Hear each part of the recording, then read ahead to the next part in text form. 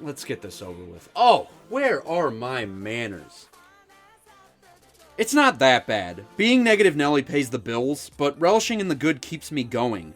For a year of death, the best list is more plentiful than last. Sometimes, judging a year isn't about an objective lineup of measured songs. It's the feeling.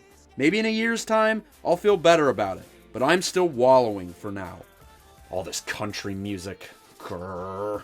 Pop music's death aside, the most shocking thing was how well it came together at the end. Both sides, actually. I've never had to add a song in November, and I did so in both lists. I'm proud people try even this late in the year. Well, some people. Even I'll admit it's good signs for the list, and I do love having fresh stuff to write about. Helps a lot when the list is always shorter, even with honorable mentions in Hipster Corner. Damn short intro. Yeah, I'm gonna take y'all down to the top 10 best songs of 2019. Number 10. I'm way too good at goodbye. Made me regret that decision there, Sam. Some people can surprise you. Since I officially like 1.5 Sam Smith songs and hate 5 and counting, it's good to know where I stand officially. And they made one of the worst songs of the year, collaborating with some other crummy flash in the pan. Topsy-turvy year. Here's what's interesting about Motivation. Usually one of these out-of-nowhere bangers is a talent epiphany for me. Too Good at Goodbyes was the just right Sam Smith song. It was the best possible use of their range. The low is heartbreaking, and the high is held back. It doesn't sound bored or pretentious. So the right conditions can bring the best out of them. The worst makes me unable to sleep. I get it now! How do you sleep during that? Wow, never mind, it is a masterpiece. This brings us to the stronger dancing partner. Motivation gives her the room to shine and really prove that her singing really just is not great at all. I can't really give her slack here either. Lead vocals just isn't something her voice is built for. Backup? Sure, fine, just not solo. What makes Motivation so great is it doesn't matter. Fun. Not wailing, not confused. Normani has finally given one of her songs the room it needs to work. Her strength doesn't come from some fabricated emotion. It's instinctual. You want to make a good song? Don't overthink it. Great video. The video isn't what I'm reviewing, but it shows the difference between her songs. She tries too hard in Love Lies. Her efforts make no sense in dancing, or she doesn't realize that any dancing will not get the job done. Motivation is the song where her dancing fits the music, because fun was the goal. There's a horn break. That's how opposite of the Normani this song is. It's almost like she wasn't heading in this direction. Whose influence was behind the scenes? Oh, that makes too much sense. Imagine Ariana performing this. It'd sound a little better, but with all I said, it's a better fit for Normani. Over-sexualized Ariana is still a tad uncomfortable, but this is the song Normani was meant to dance over. Really great video. Total props to the production team. Great bass, lively beat, horn section, and an admission. Normani does sound great on this. I just had to keep up appearances. Her problem hasn't been a bad singing voice, it's been singing the wrong shit. Emotional is not her calling card, but a good time, hell yes. Expecting big things, Normani. Another dour duet, and I'm unsubscribing. Number 9. You want to get weird? Let's get weird. We don't need to get weird, because 2019 was weird enough. This is not an attack on your fandom, but Billie Eilish is the queen of weird. That's where we were this year. The top song was a mixture of country and trap. A kid's song managed to stick around longer than the last song I talked about. Weird was our reward for confusion. So why not embrace it? I've been having dreams. Oh, gotta be as weird as the sun. Hey, shut up. Ope is actually in Ohioan's DNA. Weird is always something I've been behind for a change of pace. Look at some messed up crap from my Spotify.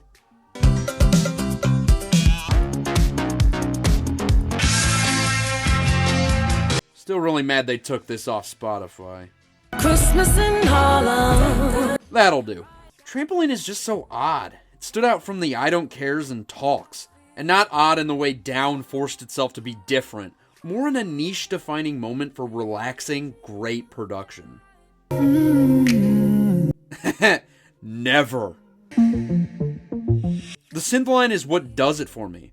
The open bounce of its cadence just puts you at ease. Big booming bass flourishes sink you further into that seat. Shade, I'm in a video, not a good time. The fact is, the beat moves in such a melodically satisfying way. It's very chill, but not sludgy, tiring, and or not good. Look what you made me do. Production isn't a be-all, end-all. The band's impact turns good into great. Sam and Norm took bad and made it worse. Shade singer Chelsea Lee is uplifting. Wait if I'm on fire. Thanks, Chelsea. It's rough on the back. The song's lyrics are prolific enough to make it stand apart from most average indie pop songs. Like, how would being on fire not correlate with being in love? And why does this song have the same plot as Black Hole Sun? Because every song should be Black Hole Sun. That'd be an improvement. It's one of those fun contradiction songs. Be at peace while the narrator falls apart before your very eyes. All it really needs is Chelsea, because her voice sells the lofty, morose lyrics incredibly well. And that's all the song needs to be a glorified staple in my listening rotation. Just one of the greatest songs released this year. Oh, this too? For such a great year, not a lot of good stuff actually got released this year. That's definitely not a spoiler. Number 8. I should really clean up around here. Yeah, country did make this list, and why shouldn't it? The world has done the most ever to make the genre more of a mainstream acceptable thing. Radio loves it. Half of reality show television judges have cut some kind of music in country. More and more pop artists collaborate with these artists. The aughts had what? One pop country hit? We've had about 10 in the last 2 years. It's time to embrace it. Unless you're Billboard. I'm gonna take my horse to the old town road. If Billboard calls the Get Up country, then so is this. Even if it's not at all. Whoop! Time to talk about the biggest song of the year. Are you sick of it yet? Too bad. This song's great. Nothing better than an incidental parody. Take my horse to a road. Maybe if it's a July 4th parade. I got the horses in the bag. Old Town Road is the one-time anomaly that immediately pioneered its own niche. Nas perfectly towed the line between parody and sincerity. To me, he's imitating a laughable performance style with an over-the-top smugness. But there's this genuine reputability to it, too. Like, making more music like it wouldn't be unreasonable. That's just the cult of this ridiculous song. True lightning in a pop hit. Gonna do the two-step. Lightning doesn't strike twice, dumbass. The Get Up is too perfect of an example for what it could have sounded like. Unnatural, formulaic, incorrect. Blanco shit this out to have his name on something unlike usual. The kid took a shot, and a great idea turned into a great song. He even shared. Pat down, cross town. Billy Ray is perfectly fine. Wait, I could be happier about that. He did grow on me over time, mainly because he fits the song's parody status. Look at this guy. He's in on the joke too. Kicking it like a Marlboro man. Whatever that means. Smoking is bad. There were radio versions of this that wouldn't use that heinous word. It wasn't just the performers. A minimally invasive production made this the smash of the millennia. It's trap at its most tolerable. Nothing feels better than this. Always the self-contrarian I am. Fine, maybe not best in terms of production, but best overall. Fun stuff, that Old Town Road. I'm not supposed to like number 1 hits. Crazy! Number 7. Billy. Woof! I was pretty hard on Billy this year. Said she took over. Said she was the biggest artist. I just like all the people who assumed me saying this was a bad thing. Duh. Billy is great. Where Do We Go is damn great. This year would have been sub 2014 without Billy. Seemed like Bury a Friend was everybody's favorite, but Bad Guy was my kind of Billy song. Who doesn't love Crash Bandicoot 2? The best way to describe this song as is delightfully nerdy. Portraying a bad guy already sounds pretty tongue-in-cheek. Why not goof it up? Not familiar with too many references to Lynette from The Big Comfy Couch, but hell yes.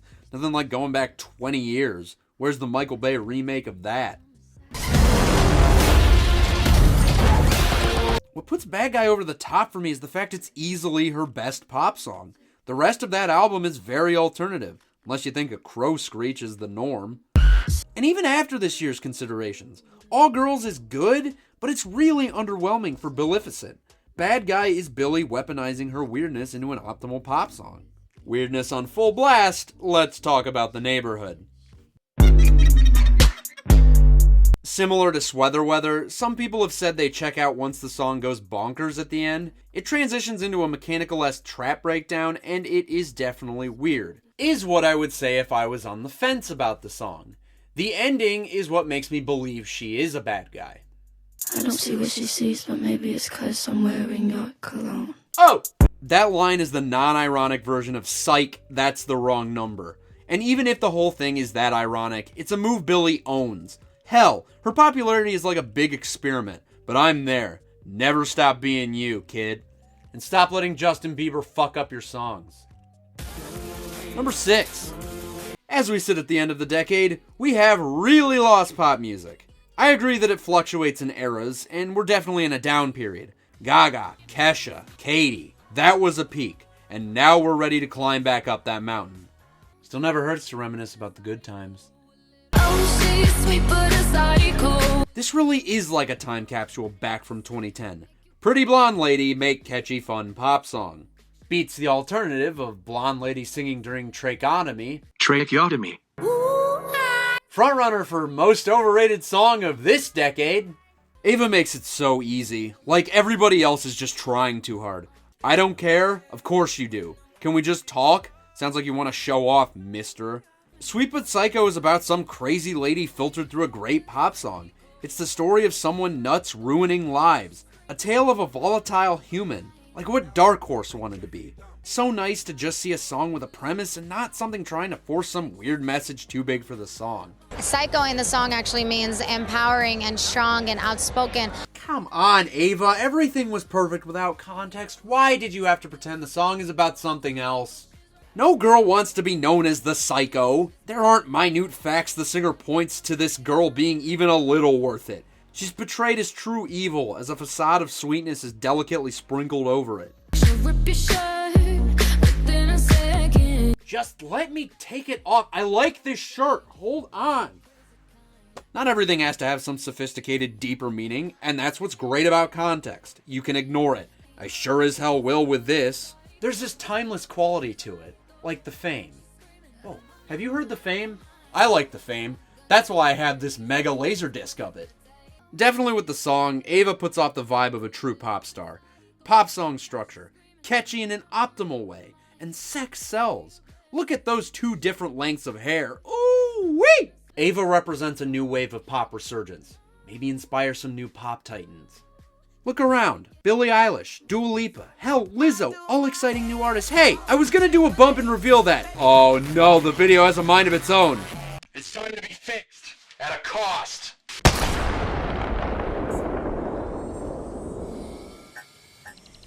Beat it up.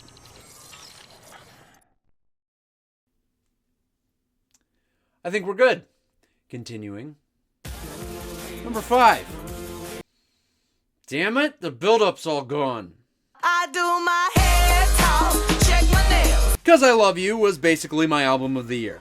This list would totally have another song off of it if it was a hit, but no. We can't like good things in this stupid country. We all love Disney. Hail Disney. Fucking Baby Yoda looks like an alien from my Lego Mars set. Disney Plus, 3 out of 10. Thanks for watching my video. What was I talking about? Oh yes, the best and most fun artist of the year. Ariana's counter-argument, if you will.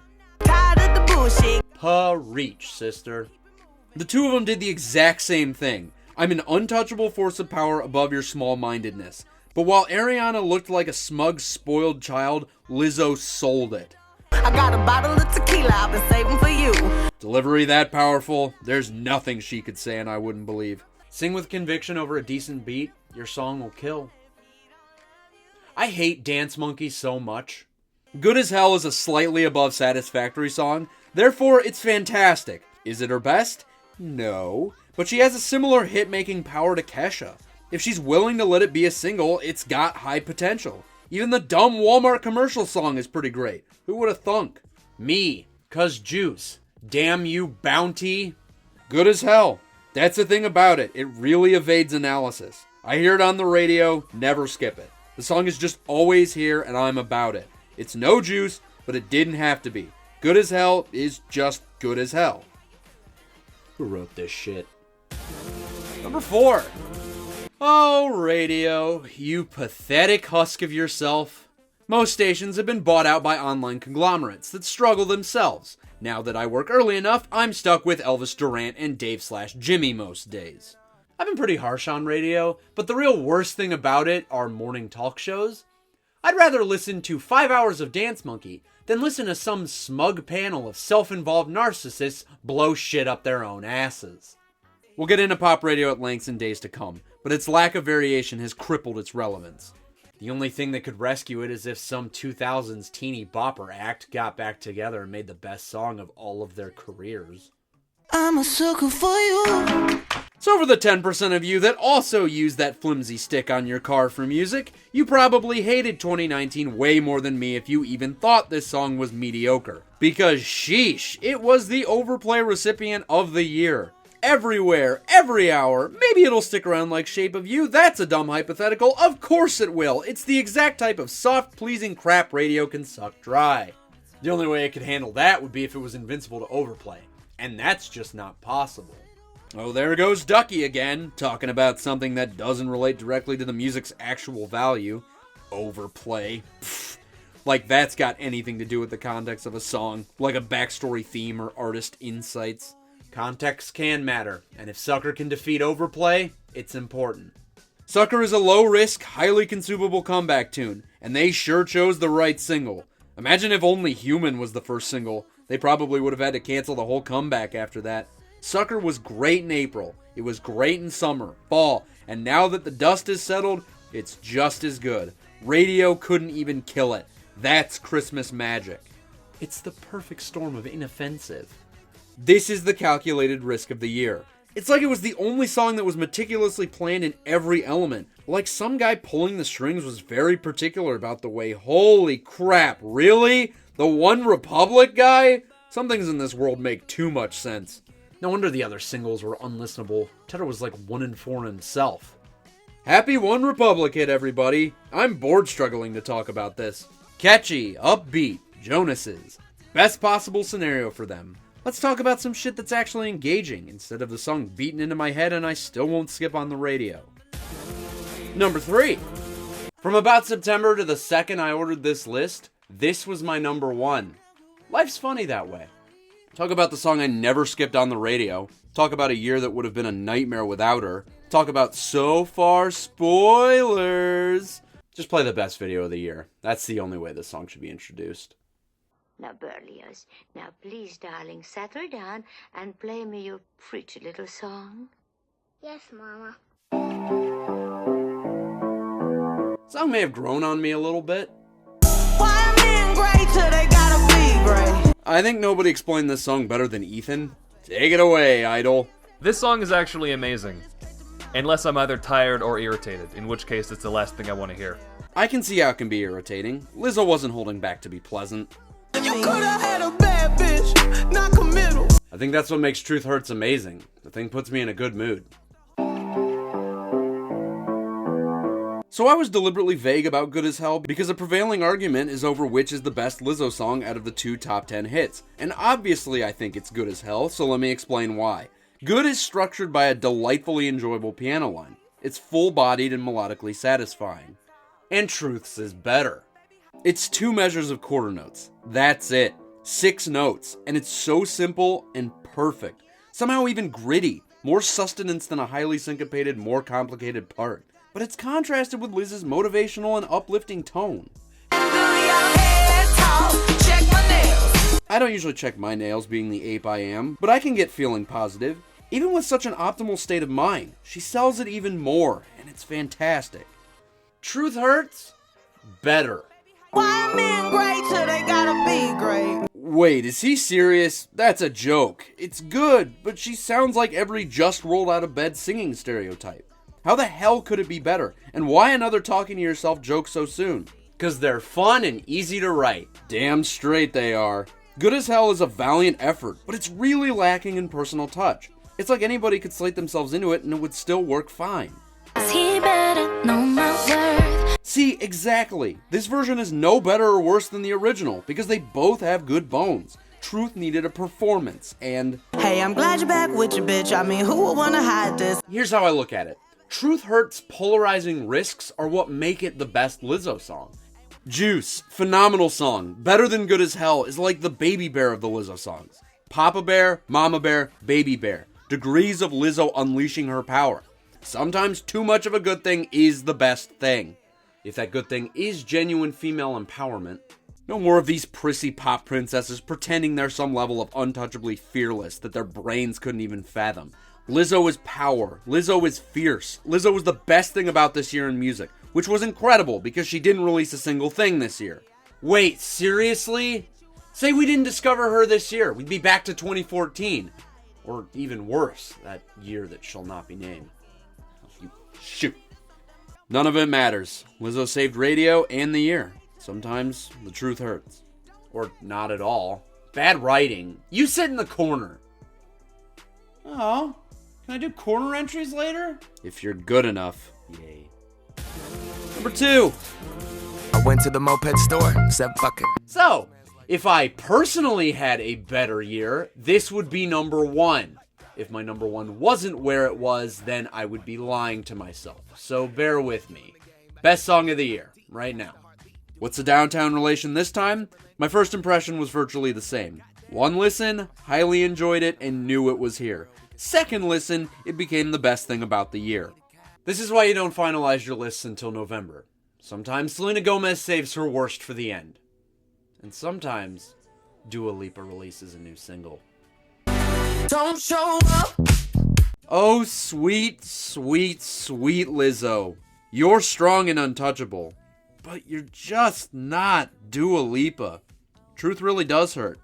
Hey, why do you get to make that joke? 'Cause I'm in the main chair, peasant. Leave it to the queen to make a year in one perfectly contained swoop. She has never sounded better. Full control over her melodies, pure conviction in every word she utters. What can I say? It's Dua Lipa. We don't deserve her. Lizzo proved song after song her power, just for Dua to overshadow it in one move. Well, with a little help. 80, crazy. So that's the best baseline of the decade? I figured I'd be making comparisons with this year, like talking about how not even Summer Days could touch it, but I'm certain this is one of my favorites ever. And what has it in terms of decade? This?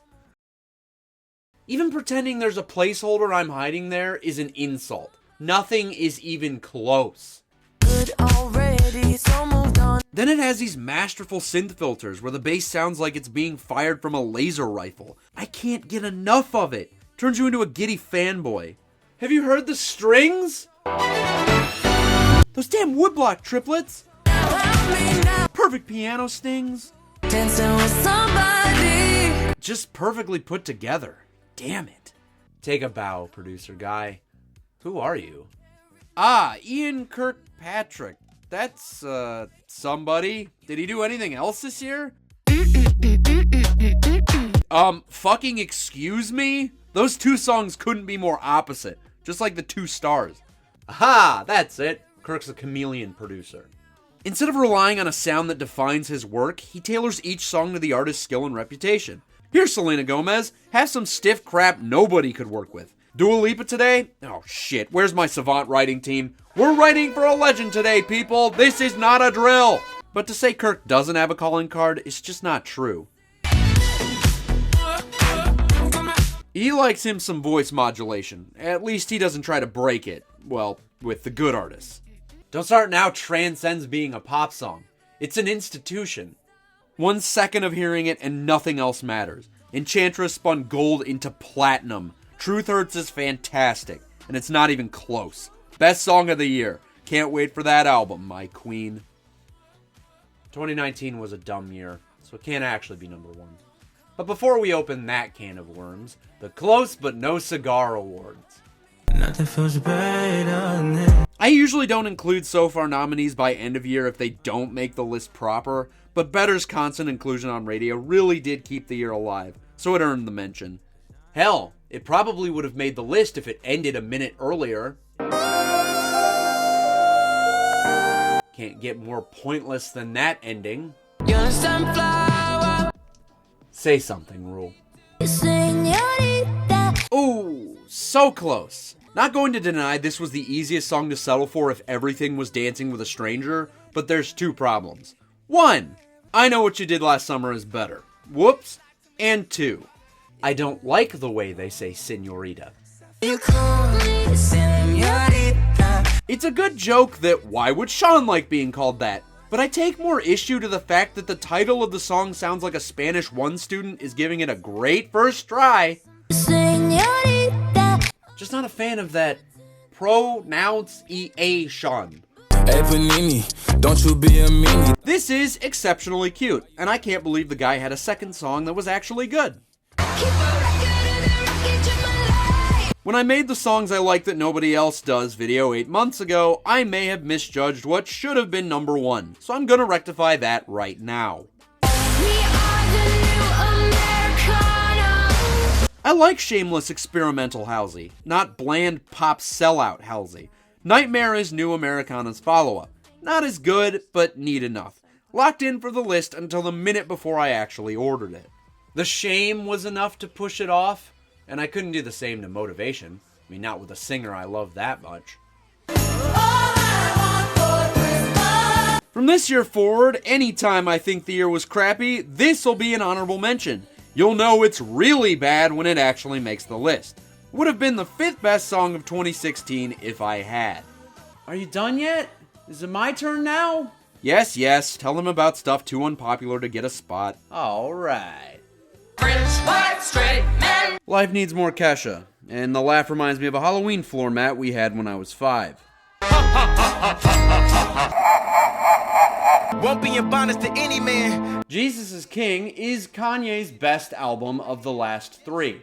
Yes, this is an opinion I'm willing to defend. Remember, I'm the Dancing with a Stranger guy. You like UK indie psych rock? Of course you do. Pushpin are an up-and-coming act that I discovered on a whim. Got hooked from My Mother Was a Fish, but stuck around for Marble Star, my personal favorite. They remind me mostly of Everything Everything, another psych-like alt-UK band, but cutting their own niche mold. If you want them a bit heavier, try Seasong. They've got 11 songs on Spotify, and more than half of them are under 1,000 plays. Let's fix that, please. And if your band is as good as Pushpin and you'd like me to talk about you, then shoot me an email. Bands are batting 1 for 1 in that category. This would be number 7 if it was a hit. This would be number 4 if it was a hit. And also, that is the best dance move ever created.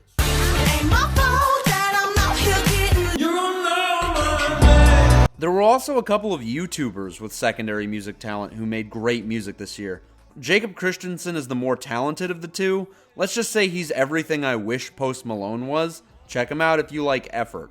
Hell, let me go. Other than Slime, I've actually never really liked Danny's music. It comes off forced most of the time, and low-key, True Gooden is better. With that said, Help, Let Me Go is the catchiest thing that was made all year.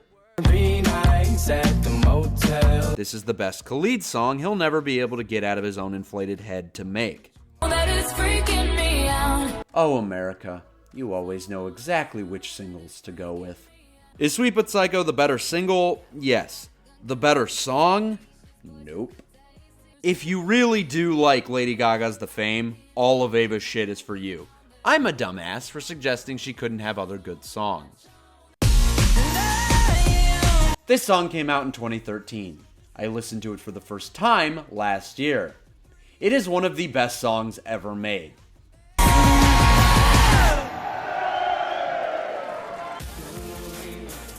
Number 1. Hi. We are going to get into some personal and serious stuff with this entry. If you would like to just know what it is, here is your time code. I will not be saying so much personal and serious stuff after I reveal it, so I'll see you then. So, 2019 was probably the worst year of my life. It just seemed like this whole year was a constant kick in the nards. Work. I was stuck in a dead-end job until my lease was over. Then I moved here, so I could get no callbacks for every job I applied for. And once I finally got a job I like, my feet turned into a freak show from wearing boots. Bowling, 4 balls cracked on me, which is more than ever for sure. The ones I got to replace them either don't work, or I can only use them at bowling alleys that aren't the one closest to me. Music was shitty, which didn't really aid in my crummy year. YouTube is about the one bright spot, and I thank you greatly for watching me develop this channel into something I've been truly proud of. Except I grow frustrated with my lagging success to others I can barely tolerate for committee tallying, which I'll get into at some point this year. Video games really haven't been the bright spot they've been either. I've aggressively played 2 games, and my game of the year made me feel so low, it's the only thing that resonated with me. I felt it, and that was a stronger reaction than debilitating, never-ending discontent. Even fantasy football, the one thing I've always been good at, never missing a playoff, I got fucking 9th of 10. I was 1-8-1, just to win out at the end, and trounce every team I had to pay out. Fucking Chiefs. Get over yourself, Damian Williams fans. That fucker is a bust.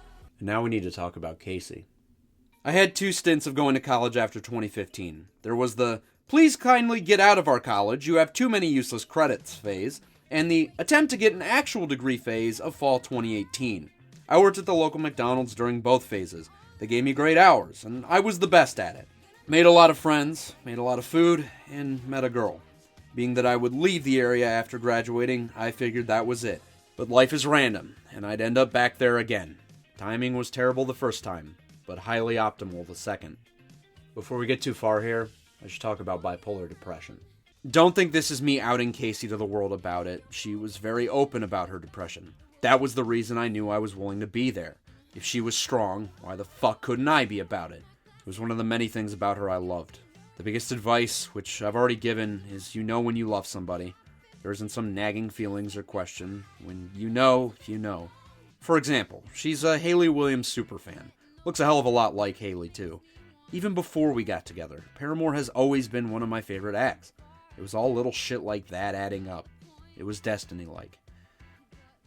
And then one day, she had to move away.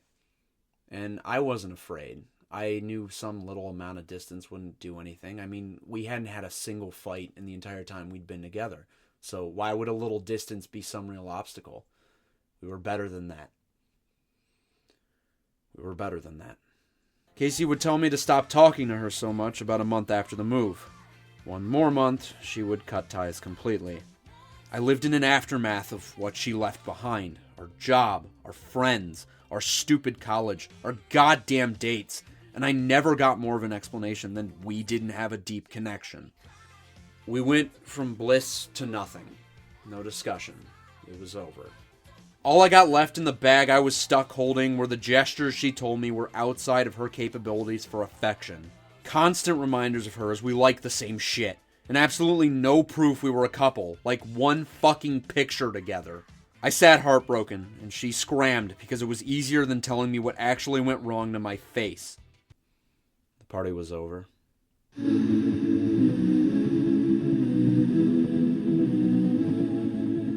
Again, August ordering time. Truth Hurts was my number 1. I had to admit the truth hurt, and nothing helps you get out of a shitty time better than the Minnesota Vikings. And I kept confirming it to myself as Truth's radio dominance continued. And I never heard this. Even when my roommate put Billy's record on, I'd flip it before Party started playing. Convenient that it's the last song of Side A. I basically avoided it, and once I didn't have a choice but to listen to it, all of it came back. Regret, sadness, frustration. And while Don't Start Now makes me happy to be alive, I couldn't relate to a song more this year than Party. This year was a constant bombardment of shit, and this song defined it better than anything else. It's instantaneous. Party sinks you into this dripping world of heartbreaking emotion. Billy has a sort of cosmic power to her voice that resonates no matter how you feel. I know this song came out before it stuck with me, and I found it remarkably genuine once I heard it, even if I thought the video was a smidge too much.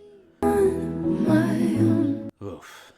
Usually I'm not even into stuff this bleak, but that was my year. If this came out last year, it would have been the 8th best song, but it was too relatable for a year too shit to deserve any accolades. When the Party's Over, the best song for wallowing in self-pity, and the best song for 2019. Let's have a better decade, everybody. As long as we don't start it dead. God, I suck. Thank you for waiting a million years for me to get my dumb brain to finish a script. Third list will be soon. Maybe the worst committee will be sooner. And maybe I'll learn how to utilize an outline and get my shit together. But that's a pipe dream.